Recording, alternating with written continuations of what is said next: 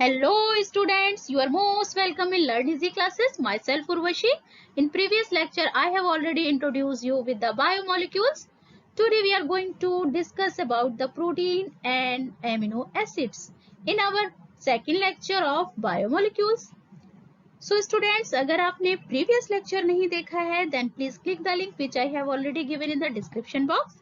And guys अगर आपने channel को सब्सक्राइब नहीं किया है तो चैनल को सब्सक्राइब कर लीजिए and press the bell icon so that कि आपका कोई भी लेक्चर मिस ना हो। ओके स्टूडेंट, तो हम स्टार्ट करते हैं आज अपना लेक्चर सेकंड बायोमोलिक्यूल्स का, जिसमें कि हम प्रोटीन्स और एमिनो एसिड्स के बारे में जानेंगे। एमिनो एसिड्स क्या हैं? सबसे पहले हम समझते हैं एमिनो एसिड के नेचर के बारे में। एमिनो एसिड्स क्या होते हैं? ऑर्गेनिक एसिड्स होते हैं जिसमें कि एमिनो ग्रुप होता है। यहाँ पर आप स्ट्रक्चर अगर ये देख रहे हो तो यहाँ पर ये जो आप देख रहे हो this is the amine group. Amino acid में दो ग्रुप्स, स्पेशली आप यहाँ पर ये जो बेसिक कैरेक्टर होता है एमिनो एसिड का, ये होता है due to presence of amine group NH2 यहाँ पर आप देख रहे हो। और जो ये वाला आप यहाँ पर देख रहे हो सब्स्टिट्यूट COOH, ये है हमारा एसिडिक ग्रुप। तो जो भी हमारे एमिनो एसिड्स होते हैं दे आर द सब्स्टिट्यूटेड मेथेन्स भी हम इन्हें कहते हैं, क्योंकि यहाँ पर जो मेथेन ग्रुप होता है ये सब्स्टिट्यूट हो जाता है और एमिनो एसिड का नेचर चेंज हो जाता है। एमिनो एसिड्स में 4 सब्स्टिट्यूएंट ग्रुप होते हैं सेम कार्बन पर। सेम कार्बन यानी कि ये वाला अगर आप यहाँ से स्ट्रक्चर को समझिए कि ये है एक कार्बन, अल्फा कार्बन हम इसे भी कहते हैं। अल्फा कार्बन क्यों कहते हैं जी? क्योंकि यहाँ पर देखो बच्चे 4 सब्स्टिट्यूट दिख रहे हैं आपको। फर्स्ट सब्स्टिट्यूट तो ये है आपका एमीन ग्रुप, यहाँ पर आपको NH2 ग्रुप दिख रहा है, जिसकी वजह से जो एमिनो एसिड होते हैं उनमें बेसिक नेचर आप यहाँ समझ पाओगे इसकी वजह से। और जो ये आपको सेकंड वन यहाँ पर मैंने आपको बताया था जिसकी वजह से एमिनो एसिड में एसिडिक नेचर ये शो करता है। और यहाँ पर ये थर्ड जो आप देख पा रहे हो हाइड्रोजन यहाँ पर, ओके। और यहाँ पर फोर्थ सब्स्टिट्यूएंट जो है वो है हमारा एल्काइल ग्रुप।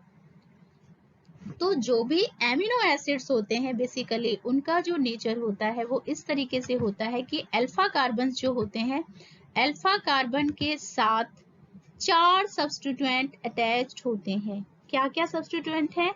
एक तो हाइड्रोजन, वन बाय वन अगर हम चलें तो ये एमिनो ग्रुप, ये पूरा आपको दिख रहा है एमिनो ग्रुप NH2। और यहाँ पर हमारा कार्बोक्सिलिक ग्रुप होता है और ये है hydrogen and this is the R group और एल्काइल ग्रुप। इनमें चेंजेस, जब R ग्रुप में चेंजेस होते हैं, ये चेंज हो जाता है तो एमिनो एसिड का जो नेचर है या टाइप है वो भी चेंज हो जाता है। इसके बेस पर ही एमिनो एसिड हमारे डिफरेंट टाइप के होते हैं। ये सब्स्टिट्यूएंट जो होता है ये हमारा मिथाइल ग्रुप जिसे हम कहते हैं, ये चेंज हो जाएगा, इसकी जगह कोई और ग्रुप अटैच हो जाएगा या इसमें कोई और फंक्शनल ग्रुप अटैच हो जाएगा, तो हमारा बेसिकली जो अमीनो एसिड है वो उसका नेचर भी चेंज हो जाएगा। So nature of amino acid based on the nature of R group. तो क्लियर हो गया बच्चों कि अमीनो एसिड का जो बेसिक स्ट्रक्चर है वो क्या है। क्लियर हुआ? सेम कार्बन और you can say the alpha carbon. So जितने भी अमीनो एसिड्स हैं मैंने अल्फा अमीनो एसिड्स कहते हैं, क्योंकि सेम कार्बन पर 4 सब्स्टिट्यूएंट यहाँ पर अटैच होते हैं। जो भी एमिनो एसिड्स हैं, एमिनो एसिड्स मोनोमर की तरह काम करते हैं जब प्रोटीन की सिंथेसिस होती है। प्रोटीन्स में क्या होते हैं? बहुत सारे एमिनो एसिड्स होते हैं और एमिनो एसिड के पॉलीमराइजेशन से ही प्रोटीन्स का सिंथेसिस होता है। तो जो प्रोटीन्स में इंग्रेडिएंट होंगे वो क्या होंगे? एमिनो एसिड्स होंगे और एमिनो एसिड्स आपस में पेप्टाइड बॉन्ड के थ्रू लिंक होते हैं। आगे मैंने आपको पेप्टाइड बॉन्ड भी समझाऊंगी। प्रीवियस लेक्चर में भी मैंने आपको थोड़ा सा इंट्रोड्यूस कराया था पेप्टाइड बॉन्ड के बारे में।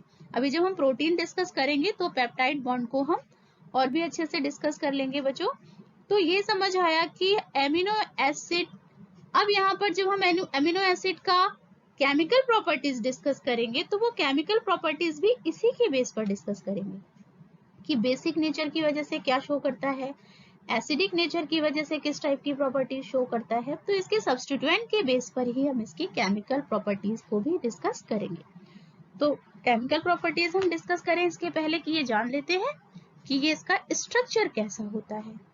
ओके बच्चों, अब यहाँ पर एमिनो एसिड को हम 2 टाइप से स्टडी करेंगे, यानी कि 2 कैटेगरी में। डिपेंड करता है कि अगर प्रोटीन सिंथेसिस में एमिनो एसिड इन्वॉल्व हो रहे हैं, प्रोटीन में प्रेजेंट है, तो वो एमिनो एसिड होते हैं प्रोटीन एमिनो एसिड, जो कि only and only 20 amino acids हैं जो कि प्रोटीन सिंथेसिस में इन्वॉल्व होते हैं। 20 एमिनो एसिड्स हैं जिन्हें कि हम मैजिक 20 भी कहते हैं, और जो पूरी प्रोटीन सिंथेसिस का जो खेल चलता है वो सब इन्हीं 20 एमिनो एसिड्स की वजह से होता है। इन्हीं का आपस में जो आपका कॉम्बिनेशन है एक मैजिक होता है, इसीलिए हम 20 एमिनो एसिड को मैजिक 20 भी कहते हैं। तो यहाँ पर जो एमिनो एसिड्स आपको देख रहे हैं, तो 20 एमिनो एसिड यहाँ पर हम देख पा रहे हैं, और एमिनो एसिड्स को हम 3 लेटर से कोड करते हैं। जो फर्स्ट 3 लेटर होते हैं उनसे हम एमिनो एसिड को कोड करते हैं। जब हम प्रोटीन सिंथेसिस आगे समझेंगे आगे के आपके चैप्टर्स में, तब हमें ये डिकोड करने के लिए प्रोटीन्स के ये हमें 3 लेटर्स आपके एमिनो एसिड्स के चाहिए पड़ते हैं।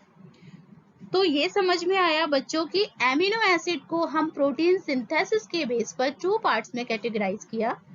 एक तो प्रोटीन एमिनो एसिड जो कि प्रोटीन्स में प्रेजेंट होते हैं, और जो हमारे अदर एमिनो एसिड्स होते हैं जो कि बहुत ज्यादा हैं नंबर्स में, क्योंकि प्रोटीन एमिनो एसिड तो ओनली 20 थे, but non protein amino acids हैं मैनी नंबर्स, बहुत सारे हैं, मोर देन 300। और ये कहाँ प्रेजेंट होते हैं? मोस्टली जो नॉन प्रोटीन एमिनो एसिड्स होते हैं ये एंटीबायोटिक्स में प्रेजेंट होते हैं, एंटीबायोटिक्स में प्रेजेंट होते हैं, जिन्हें कि हम कहते हैं amino acid analogue. Amino acid analogue एक इस टाइप के एमिनो एसिड है जो कि एंटीबायोटिक्स में प्रेजेंट होते हैं। कुछ एमिनो एसिड जो होते हैं नॉन प्रोटीन एमिनो एसिड की मैं बात कर रही हूँ यहाँ पर, जो कि बायोसिंथेटिक पाथवे में भी इन्वॉल्व होते हैं। फॉर एग्जाम्पल आप कह सकते हो यूरिया साइकिल एक बायोसिंथेटिक पाथवे है जिसमें कि ऑर्निथीन एंड सिट्रुलिन, जो कि बहुत इंपॉर्टेंट है, ऑर्निथीन एंड सिट्रुलिन ये दोनों जो हैं वो नॉन प्रोटीन एमिनो एसिड है, एंड यूरिया साइकिल में ये दोनों non protein amino acid involve होते हैं। एमसीक्यूज में ये क्वेश्चंस आपसे नीट वगैरह में भी बहुत इंपॉर्टेंट है, नीट के उससे। और other non protein amino acid GABA, GABA, gamma aminobutyric acid, जो कि एक इनहिबिटरी न्यूरोट्रांसमीटर की तरह से काम करता है। तो ये क्लियर हो गया बच्चों की एमिनो एसिड प्रोटीन के सिंथेसिस के बेस पर 2 टाइप से हम यहाँ पर डिवाइड करेंगे, एक तो प्रोटीन एमिनो एसिड और दूसरा नॉन प्रोटीन एमिनो एसिड। हमें अब पूरी स्टडी अपनी करनी है एमिनो एसिड के बारे में। हमने यहाँ पर इतना समझ लिया, जो ये 20 एमिनो एसिड हैं, जब भी हम प्रोटीन सिंथेसिस डिस्कस करेंगे, आगे हम जो भी नेचर पढ़ेंगे, एमिनो एसिड की केमिकल प्रॉपर्टीज पढ़ेंगे, आगे जो भी हम टाइप्स पढ़ेंगे, वो सब हम 20 एमिनो एसिड पर ही पढ़ेंगे। यानी कि अब हम आगे आपसे जो भी डिस्कस करेंगे वो सब प्रोटीन एमिनो एसिड से रिलेटेड है। ओके बच्चों, types of amino acid on the basis of nutritional requirement. अभी मैंने देखा आपको बताया कि किस तरीके से प्रोटीन के सिंथेसिस बेस के बेस पर हमने एमिनो एसिड को 2 पार्ट्स में कैटेगराइज किया, प्रोटीन एंड नॉन प्रोटीन।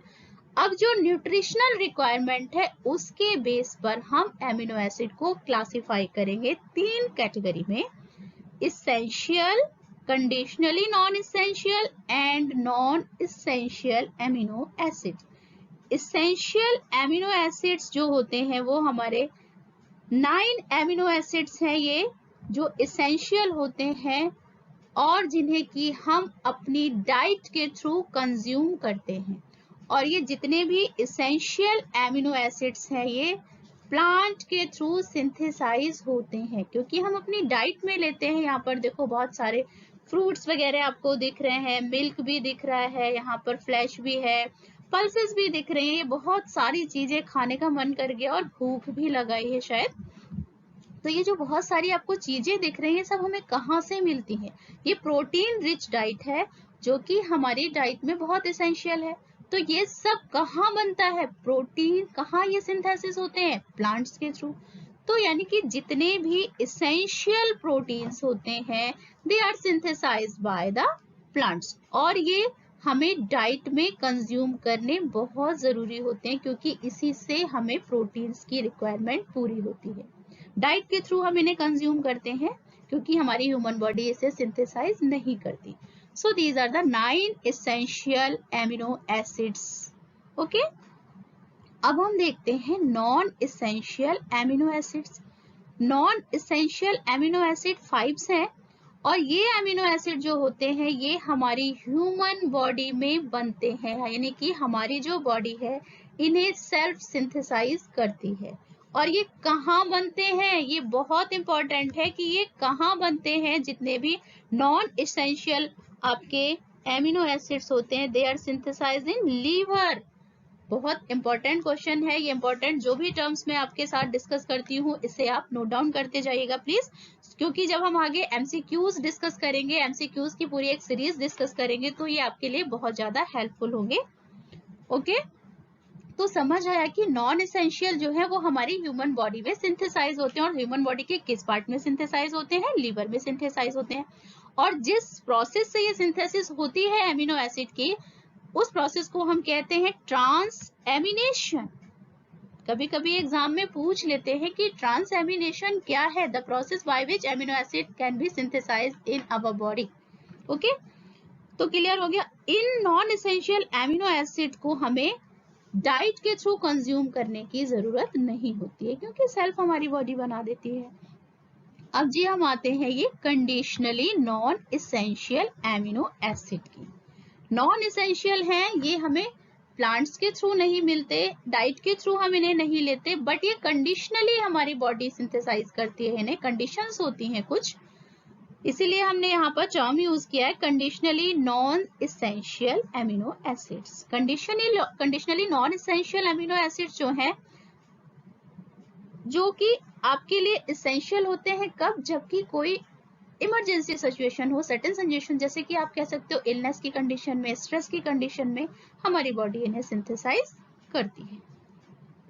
तो क्लियर हो गया बच्चे, ये तीनों तरीके के एमिनो एसिड जो कि हमारी न्यूट्रिशनल रिक्वायरमेंट के बेस पर हमने यहाँ पर क्लासिफाई किया था। ओके बच्चों, अब हम एमिनो एसिड्स को क्लासिफाई करेंगे। इनमें आर ग्रुप के स्ट्रक्चर और उसके सब्स्टिट्यूएंट आर ग्रुप के नेचर के बेस पर हम एमिनो एसिड को क्लासिफाई करेंगे। जो भी सब्स्टिट्यूएंट है आपके एमिनो एसिड या अल्फा कार्बन में जो भी सब्स्टिट्यूट हैं वो चेंज हो जाते हैं। तो मैंने आपको बताया था कि एमिनो एसिड का नेचर चेंज हो जाता है।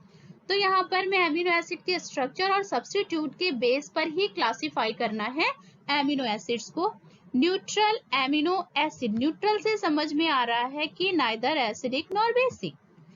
तो इसमें क्या होगा, ऑलरेडी आपको पता है कि एमिनो एसिड का जो स्ट्रक्चर होता है उसमें एक एमीन ग्रुप और एक कार्बोक्साइल ग्रुप होता है। एमीन ग्रुप जो होता है वो बेसिक होता है एंड कार्बोक्साइल ग्रुप जो होता है वो एसिडिक होता है। तो न्यूट्रल एमिनो एसिड में एक एमिनो ग्रुप और एक कार्बोक्साइल ग्रुप होता है, सो दैट्स वाई इसका जो नेचर होता है वो न्यूट्रल हो जाता है। और इसमें एक चीज बहुत इंपॉर्टेंट है जो ध्यान रखिएगा, जो आर ग्रुप होता है वो नॉन साइक्लिक होता है। और example glycine, alanine and valine. Glycine जो कि सबसे सिंपलर एमिनो एसिड है ग्लाइसिन। एसिडिक एमिनो एसिड में क्या होता है, एसिडिक नाम से ही समझ में आ रहा है कि एक एसिडिक ग्रुप एक्स्ट्रा होगा एमिनो एसिड में। और एसिडिक ग्रुप क्या होता है, कार्बोक्साइलिक ग्रुप।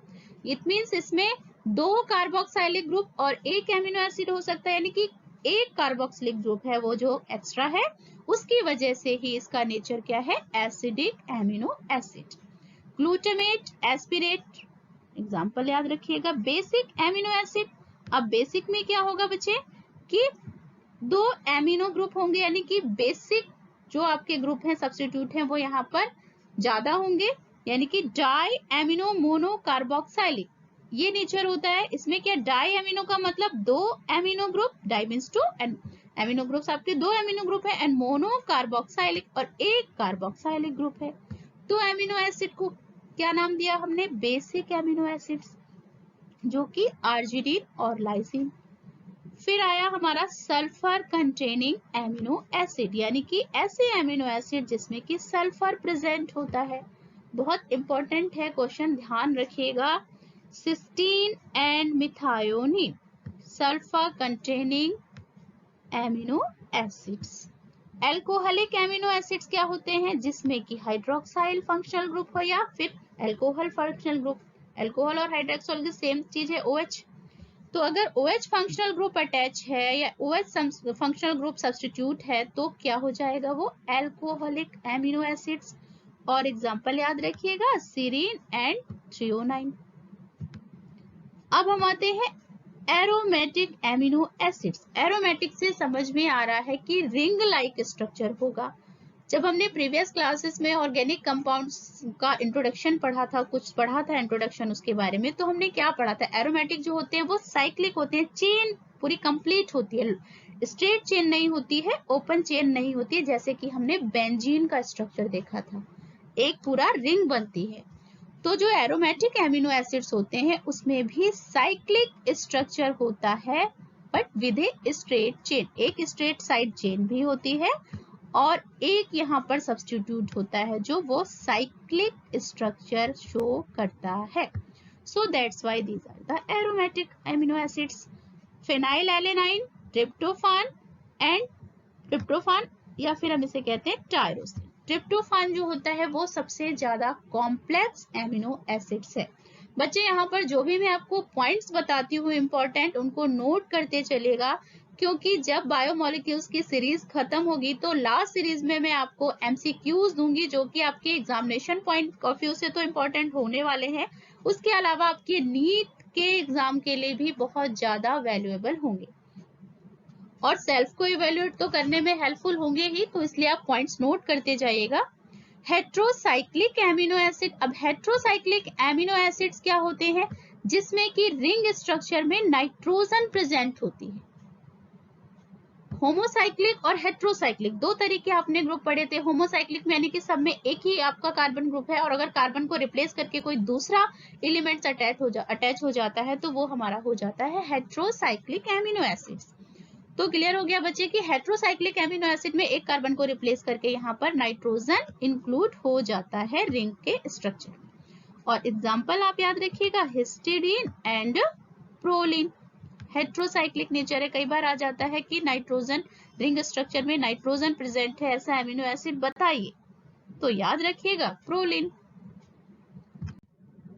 अब हम कुछ फिजिकल प्रॉपर्टीज एमिनो एसिड्स की देख लेते हैं, क्योंकि फिजिकल प्रॉपर्टीज भी समझ लेते हैं, आगे हम केमिकल प्रॉपर्टीज फिर डिस्कस करेंगे। High melting and high boiling points. Amino acids are white crystalline solid substances. Crystalline form में होते हैं, सॉलिड होते हैं। In taste few amino acids are sweet, tasteless and bitter. Tasteless भी हो सकते हैं, जो न्यूट्रल है वो टेस्टलेस होंगे, बिटर भी हो जाते हैं। Most of the amino acids are soluble in water and are insoluble in organic solvent. Organic solvent में इनसॉल्युबल होते हैं और वाटर के साथ जो है वो सॉल्युबल होते हैं। तो ये तो जी थी हमारी फिजिकल। तो चलिए बच्चों, अब हम डिस्कस कर लेते हैं कुछ केमिकल प्रॉपर्टीज एमिनो एसिड्स की।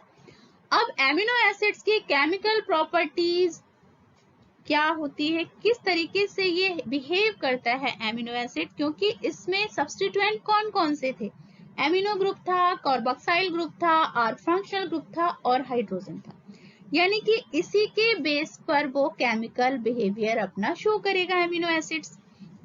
तो properties of amino acids are essential for amino acid group, carboxyl group and r functional group. Amino acid shows amphoteric properties, ये बहुत इंपॉर्टेंट है। एम्फोटेरिक प्रॉपर्टीज क्यों शो करता है एमिनो एसिड, क्योंकि एक तो इसमें बेसिक ग्रुप सब्स्टिट्यूएंट होता है जो कि एमिनो ग्रुप होता है और दूसरा होता है कार्बोक्साइलिक ग्रुप जो कि एसिडिक होता है। तो इसीलिए जो एमिनो एसिड होते हैं वो बेसिक का भी बिहेवियर शो करते हैं और एसिडिक नेचर भी शो करते हैं। तो दोनों तरीके का ये नेचर शो करते हैं बेस और एसिड का। So that's why these are called the amphoteric properties. Reaction with nitrogen, अब नाइट्रोजन के साथ रिएक्शन करने पर क्या होगा, liberate nitrogen and form the corresponding hydroxyl group. Nitrogen release होगी और कॉरस्पॉन्डिंग हाइड्रोक्साइल ग्रुप बनेगा। अब निनहाइड्रिन टेस्ट क्या होता है? निनहाइड्रिन टेस्ट से हम ये पता करते हैं कि कोई भी जो आपका केमिकल है वो प्रोटीन है या नहीं है। निनहाइड्रिन टेस्ट से हम पता लगाते हैं, जब हम 1 ml निनहाइड्रिन सॉल्यूशन में को ऐड करते हैं 1 ml प्रोटीन सॉल्यूशन के साथ और उसे हीट करते हैं, तो जो वायलेट कलर बनता है, अगर वायलेट कलर आपका बना तो ये इंडिकेट करता है, क्या इंडिकेट करता है? Presence of alpha amino acid. Alpha amino acid क्या, जिसमें कि अल्फा कार्बन थे। अल्फा कार्बन क्या कि सेम कार्बन पर 4 सब्स्टिट्यूएंट थे जो वो अटैच थे। तो यानी कि अगर आपका निनहाइड्रिन टेस्ट में वायलेट कलर आता है तो ये आपका इंडिकेट करता है कि अल्फा एमिनो एसिड प्रेजेंट है। ज्यूटर आयनिक फॉर्म क्या होता है? ये भी बहुत इंपॉर्टेंट है बच्चे, याद रखिएगा क्योंकि एग्जाम में ये बहुत पूछा जाता है। ज्यूटर आयनिक फॉर्म क्या होता है कि ये पर्टिकुलर प्रॉपर्टी है एमिनो एसिड की, क्योंकि एमिनो एसिड में 2 ग्रुप होते हैं, एक तो ये बेसिक ग्रुप है और ये आयोनाइजेबल नेचर होता है इनका, यानी कि आयन रिलीज करते हैं ये अलग अलग पीएच के सॉल्यूशन में। तो यहाँ पर देखो ये बेसिक ग्रुप और दूसरा हमारा एसिडिक ग्रुप। तो ये डिफरेंट पीएच सॉल्यूशन में इसका जो स्ट्रक्चर है एमिनो एसिड का वो चेंज हो जाता है और इसी को हम कहते हैं ज्यूटर आयनिक फॉर्म। अब यहाँ पर देखो ये जो हमारा ज्यूटर आयन बन गया, ज्यूटर आयन बन गया, यहाँ पर ये आपके आयोनिक फॉर्म में हो गया हमारा एमिनो एसिड और ये न्यूट्रल की तरह से बिहेव शो करेगा, यानी कि इसका पीएच कितना होगा, 7 होगा। तो इस तरीके से हमारा जो होता है वो ज्यूटर आयन का फॉर्मेशन हो जाता है। यहाँ पर देखो H3 एक हाइड्रोजन प्लस में है और यहाँ पर COO, यहाँ से आपका OH ग्रुप यहाँ से हमारा रिलीज हो गया था, तो इसलिए ये क्या हो गया, pH 7 पर ये इसका स्ट्रक्चर चेंज हो गया और ये एमिनो एसिड। इसी तरीके से आगे भी हम इसका कंटिन्यू देख सकते हैं। तो ज्यूटर आयन फॉर्मेशन क्या बेसिकली होता है, जो आयोनाइजेबल नेचर होता है NH2 और COOH ग्रुप का, उसकी वजह से ज्यूटर आयन का फॉर्मेशन होता है। अब कुछ इंपॉर्टेंट बातें हम जान लेते हैं एमिनो एसिड या 20 मैजिक वर्ड्स के बारे में। ग्लाइसिन ऑलरेडी मैंने आपको बताया सिंपलेस्ट एमिनो एसिड है जिसमें की साइड चेन नहीं होती। ग्लाइसिन स्ट्रक्चर बहुत ध्यान से देख लीजिए क्योंकि ग्लाइसिन कई बार एग्जाम में पूछते हैं। सबसे सिंपलेस्ट एमिनो एसिड है, यहाँ पर देखो R ग्रुप की जगह हाइड्रोजन अटैच है, यहाँ पर R ग्रुप ही नहीं है और सबसे सिंपलर यहाँ पर ये एमिनो एसिड है ग्लाइसिन। ओके, इसे हम न्यूट्रल एमिनो एसिड भी कहते हैं। Okay, proline amino acid, proline imino acid भी हम इसे बोलते हैं क्योंकि इसमें रिंग में जो है वो नाइट्रोजन प्रेजेंट होती है। और किस में नाइट्रोजन प्रेजेंट थी, प्रोलिन में।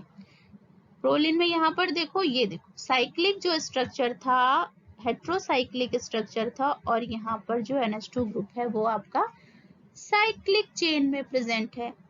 तो प्रोलिन को हम इमाइनो एसिड भी बोलते हैं। बहुत इंपॉर्टेंट पॉइंट्स हैं, इन्हें नोट करते चलिएगा। Imino acid it means contain nitrogen in ring and is called the proline. Okay बच्चे, कॉम्प्लेक्स एमिनो एसिड ट्रिप्टोफान सबसे ज्यादा कॉम्प्लेक्स एमिनो एसिड है और डबल एमिनो एसिड जिसमें कि 2 एमिनो एसिड आपके मोनोमर की तरह से काम करते हैं। 2 एमिनो एसिड ज्वाइंट होकर आपका एमिनो एसिड बनाते हैं सिस्टीन। सिस्टीन में 2 सिस्टीन मॉलिक्यूल्स अटैच होते हैं। तो क्लियर हो गई बच्चों ये चीजें कि क्या कुछ इंपॉर्टेंट बातें हैं जो कि हमने सीखी एमिनो एसिड्स के बारे में। अब हम एमिनो एसिड का D एंड L क्या है, कई बार हम लिखते हैं कि D एलेनिन, डी प्रोलीन, ये क्या है, एल क्या है और डी क्या है। तो ये एक्चुअली क्या होता है कि एमिनो एसिड के जो आइसोमेरिक फॉर्म्स होते हैं, आइसोमेरिक फॉर्म क्या होते हैं, आइसोमर्स क्या होते हैं कि सब्स्टिट्यूट रिप्लेस हो जाते हैं एक प्लेस की दूसरी प्लेस, चेंज जो होती है स्ट्रक्चर होता है उसमें, बाकी तो टोटल मॉलिक्यूल्स तो वही होते हैं, बस केवल वो स्ट्रक्चर उसका थोड़ा सा चेंज हो जाता है, यानी कि सब्स्टिट्यूट का प्लेस जो होता है वो चेंज हो जाता है। तो सब्स्टिट्यूएंट का जो प्लेस चेंज हो गया तो हो गए हमारे आइसोमेरिक फॉर्म्स दिखाते हैं अमीनो एसिड्स, क्योंकि अमीनो एसिड में 4 फंक्शनल ग्रुप होते हैं। Every amino acid except glycine, अब यहाँ पर ये बहुत इंपॉर्टेंट है, ग्लाइसिन डी एंड एल यहाँ पर जो है वो नोटेशन नहीं दिखाता, कॉन्फ़िगरेशन इसमें डी और एल ग्लाइसिन में नहीं होता। क्यों नहीं होता, क्योंकि इसका जो कार्बन है वो एसिमेट्रिक कार्बन होता है, इसमें 2 हाइड्रोजन ग्रुप अटैच होते हैं कार्बन एटम से। कभी कभी रीजन भी पूछ देते हैं कि क्यों ग्लाइसिन डी और एल कॉन्फ़िगरेशन नहीं दिखाता, और कभी कभी सिंपल क्वेश्चन पूछ देते हैं कि कौन सा एमिनो एसिड है जो कि डी और एल कॉन्फ़िगरेशन नहीं दिखाता। ओके, तो यहाँ पर हम देखते हैं stereoisomers around the central carbon atom by convention, these are called the L and D form analogous to left handed and right handed configuration. अब लेफ्ट हैंडेड और राइट हैंडेड कॉन्फ़िगरेशन के base पर ही हमें L और D के नाम से बोलते हैं। Because glycine does not contain an asymmetric carbon atom, glycine में asymmetric कार्बन एटम नहीं होता। यहाँ पर देखो 2 हाइड्रोजन ग्रुप प्रेजेंट हैं, यहाँ पर आर एल्काइल ग्रुप जो होता है वो फंक्शनल ग्रुप यहाँ पर नहीं लगा, सो that's why this carbon is asymmetric, और इसी वजह से ये ऑप्टिकली ये जो होता है ये एक्टिव नहीं होता, और ये डी और एल कॉन्फ़िगरेशन भी ग्लाइसिन शो नहीं करता।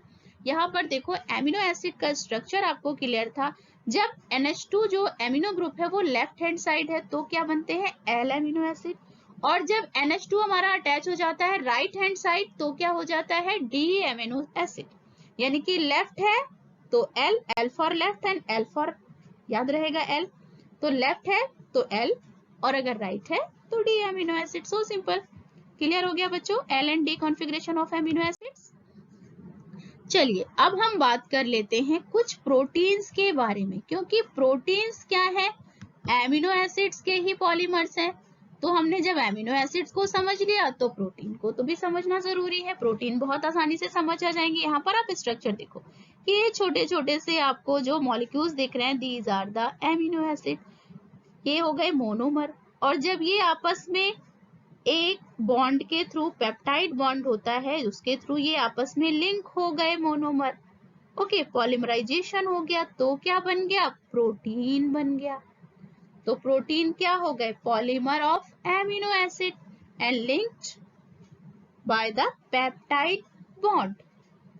क्लियर है बच्चे, प्रोटीन का स्ट्रक्चर कैसे बनता है, यानी कि समझ में आ गया कि प्रोटीन का जो बेसिक यूनिट है वो क्या है, हमारा एमिनो एसिड्स।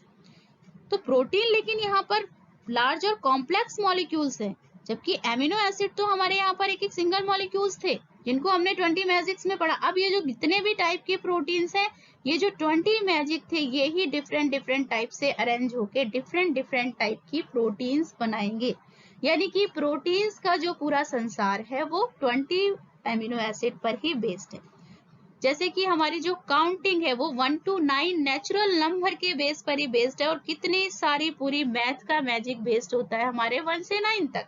इसी तरीके से प्रोटीन का जो हमारा सिस्टम होता है वो पूरा डिपेंड करता है 20 मैजिक वर्ड, और you can say the 20 amino acids.